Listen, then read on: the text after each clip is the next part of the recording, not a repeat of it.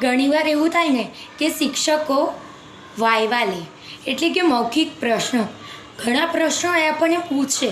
અમુક વાર તો આપણે ગભરાઈ જઈએ શિક્ષકને જોઈને જ કે બાપરે એવો પ્રશ્ન પૂછી લીધો કે જે મને આવડતો જ નથી.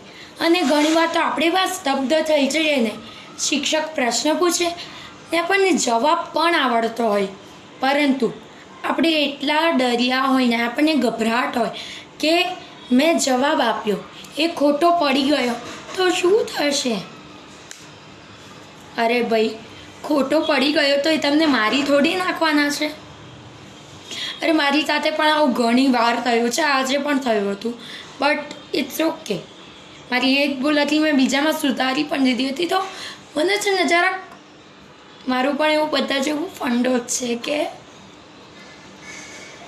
જો આપણે છે ને જવાબ તો ના આપીએ, ડર હોય, પરંતુ અંતે જો એ જ પ્રશ્નનો જવાબ સાચો પડી જાય તો આપણને ડર હતો કે ખોટો પડી ગયો તો પણ આપણા મનમાં જે પ્રશ્નનો ઉત્તર હતો એ જ ઉત્તર જો આવી જાય તો આપણે ડરના મારી એ કર્યું નહીં, પરંતુ સાચું તો એ હતું ને.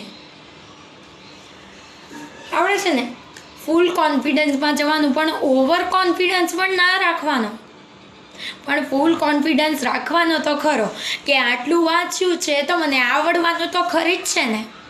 અને શિક્ષકની સામે આપણે સ્તબ્ધ થઈને ઊભા ના રહી જવાનું. આપણે જો લખી શકીએ તો જવાબ પણ તો આપી જ શકીએ. માનું છું કે ડરના કારણે બટ બોલે તેના બોર વેચાય, અને જો ડર ગયા સો મર ગયા. તો બસ જે આવડે છે ઉત્તર આપી દો ને, શું ફરક પડે છે નહીં? હા, પણ ઘણીવાર છે ને ગપ્પા પણ સાચા પડી જાય છે. પણ જો આવડતું હોય ને તો મનમાં રાખવાનું નહીં, બોલી દેવાનું, ખરું ને? નહીં તો સાચું હોય ને ખોટું પડી જાય. હવે કે ધ્યાન રાખજો કે નેક્સ્ટ ટાઈમ આવી ભૂલ ના થાય.